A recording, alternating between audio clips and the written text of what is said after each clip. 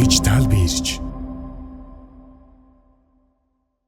Криптовалютад хамгийн их хөрөнгө оруулалт хийсэн банкуд.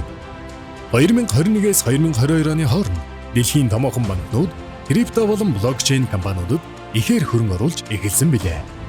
Ингээд бүгдээрээ хамгийн их хөрөнгө оруулалт хийсэн 5 банктай танилцгаая.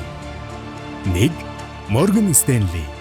Америкийн нэгдсэн улсын Нью-Йорк хотод байршилтай тус банкны нийт хөрөнгөний хэмжээ нь 1.4 Америк доллар бөгөөд криптод хөрөнгө оруулсан хэмжээ нь 1.1 тэрбум Америк доллар хүрч жагсаалтыг хэрэгүүлээд байна. 2. Goldman Sachs. 2.8 ам долларын хөрөнгийг удирдах буй тус компани крипто салбарт нийт 698 сая ам долларын хөрөнгө оруулалт хийсэн байна. 3. BNY Mellon. Мөн адил Америкийн нэгдсэн улсын Нью-Йорк хотод байршилтай тус банкны удирдах буй хөрөнгийн хэмжээ 2.3 Америк доллар бөгөөд крипто салбарт хөрөнгө оруулсан хэмжээ нь 690 сая Америк долларт хүрээд байгаа юм. 4. Commonwealth Bank.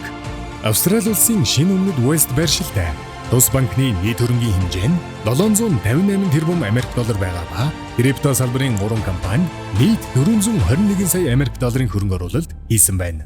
5. Citibank. Citibank нь криптосфер дэх хөрөнгө оруулалтаа төрөлжүүлж 2021 онд 9 өөр компанийг санхүүжүүлж байсан бол 2022 оны 5 дугаар сарын байдлаар 6 пүсийг санхүүжүүлээд байна.